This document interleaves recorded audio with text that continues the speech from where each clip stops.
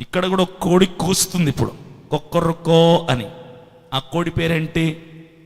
అభినయ్ దర్శన్.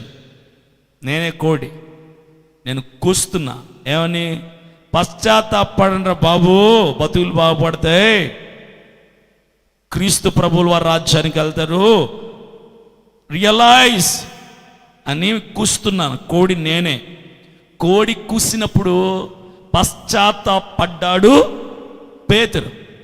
సంఘాల్లో సేవకులు వాక్యాన్ని ప్రకటించి ప్రకటించి ప్రకటించి ప్రకటించి ప్రకటించిన సేవకుడు అలసిపోతున్నాడు తప్ప, సంఘంలో మాత్రం, క్రైస్తవుల్లో మాత్రం పశ్చాత్తాపం కలగట్లా.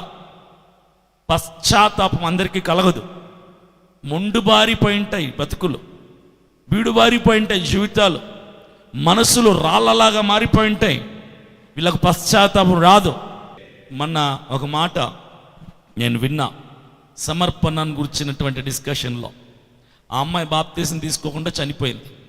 ఆ అమ్మాయి ఆత్మసిద్ధమే తీసుకోవటానికి, కానీ శరీరపరంగా సిద్ధపల్లా అనే మాట ఒకటి విన్నా. శరీర సంబంధంగా ఎందుకు సిద్ధపడలేదంటే ఎగ్జామ్స్ ఉన్నాయి. ఏమున్నాయి? ఎగ్జామ్స్ ఉన్నాయి. ఎగ్జామ్స్ అయిపోయాక బాప్తీసం తీసుకోవచ్చు, ఇది తన ఆలోచన. ఎగ్జామ్స్ ఎవరికి? శరీరానికి. ఆ మనసులో మాత్రం బాప్తీసం తీసుకోవాలి అని అనుకుంది. ఇప్పుడు అది కరెక్టా రాంగా? కరెక్టా రాంగా? మనసులో తీసేసుకుంటానే ప్రిపేర్ అయిపోయింది. ఇప్పుడు ఎగ్జామ్స్ అయిపోతాయి 20వ తారీఖున, 21వ తారీఖు ఊరికి వెళ్ళిపోయి అక్కడ బాప్తీసం తీసుకొచ్చి ప్రిపేర్ అయిపోయింది. అంటే she has decided to get baptised, తీసుకోవాలని నిర్ణయం చేసుకుంది. కానీ ఎగ్జామ్స్ ఉన్నాయి కాబట్టి ఎగ్జామ్స్ రాయటానికి వెళ్ళిపోయింది. శరీరం కోసం ఎగ్జామ్స్ రాయటానికి వెళ్ళింది. ఇది రైటా రాంగా? ఇది రైటా రాంగా? చెప్పండి చూద్దాం. పర్లేదు చెప్పండి అమ్మా. రైటా రాంగా? రైటా రాంగా? మనసులో ప్రిపేర్ అయిపోయింది బాప్తీసం తీసుకోవటానికి, కాబట్టి ఎగ్జామ్స్ ఉన్నాయి. ఇక్కడ ఎగ్జామ్స్ ఇంపార్టెంటే. ఫైనల్ ఎగ్జామ్స్ మనకు తెలియదు, ఏదో ఎగ్జామ్స్ ఉన్నాయి.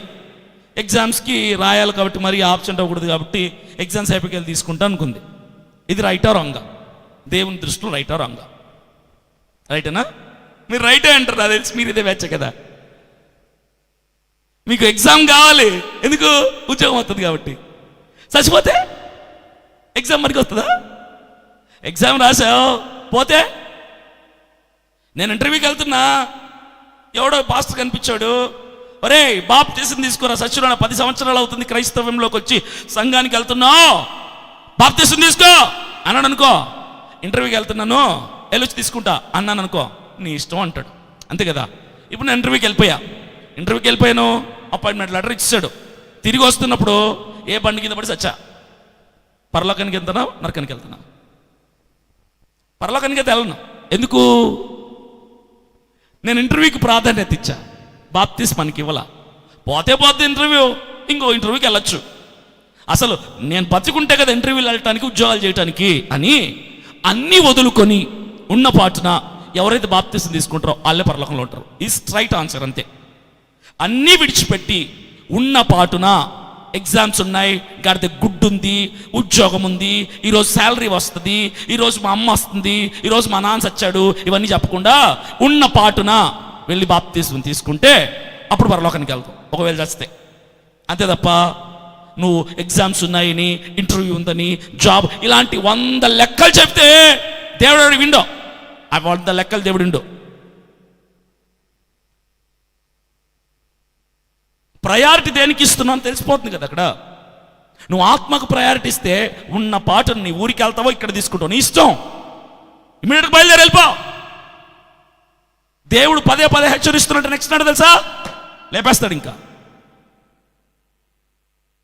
అది విషయం. చెప్పండి, మీకు తెలిసిన వాళ్ళకి ఎవరైనా ఉంటే. బాప్తిస్మం తీసుకొని ఒక సేవకుడు 1, 2, 3 సార్లు చెబితే నీ టైం దగ్గరకు వచ్చిందని అర్థం. అన్నీ వదులుకొని ఫైనల్ ఎగ్జామ్ ఉంటే కూడా రాయకపోయినా పర్లా, సప్లీలు రాసుకో, లేదా నెక్స్ట్ ఇయర్ రాసుకో, అయితే 1 సంవత్సరం వేస్తే వద్దంతే.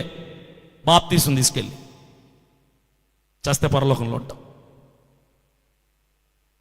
బాప్తీసం తీసుకొని ఇక్కడ చచ్చావనుకో, పరీక్ష రాశాక ఉపయోగం ఉంటుంది. ఆ పరీక్ష నీకు, ఆ పరీక్ష దేవుని దగ్గరకు వచ్చి ఆ మార్కుల లిస్ట్ చూపిస్తుంది నీకు, మనకి రాదు కదా. కాబట్టి కుదరదు అలాగా. ఒకటే లెక్క, బాప్తిస్మంకి ఏది అడ్డు రాకూడదు, తీసుకోవాలంటే తీసుకోవాలి. మా డాడీ 15 సంవత్సరాలు ఇప్పించాడు నాకు బాప్తిస్మం. ఎందుకు? మా ముగ్గురికి చిన్న వయసులోనే 15, 14 దాటంగానే ఇప్పించారంతే. తన్ని ఎందుకు? నా బిడ్డలు పరలోక రాజ్యంలో ఉండాలి. ఇది మొదటి మెట్టు, పరలోకానికి వెళ్ళటం మొదటి అర్హత. నువ్వు ఇంకా లెక్కలు చెప్తున్నావంటే పరీక్షలు ఉన్నాయి, ఇవి ఉన్నాయి అని ఏం చేశారు? 14 సంవత్సరాల తర్వాత ఏం చేస్తున్నారు? ఇంకా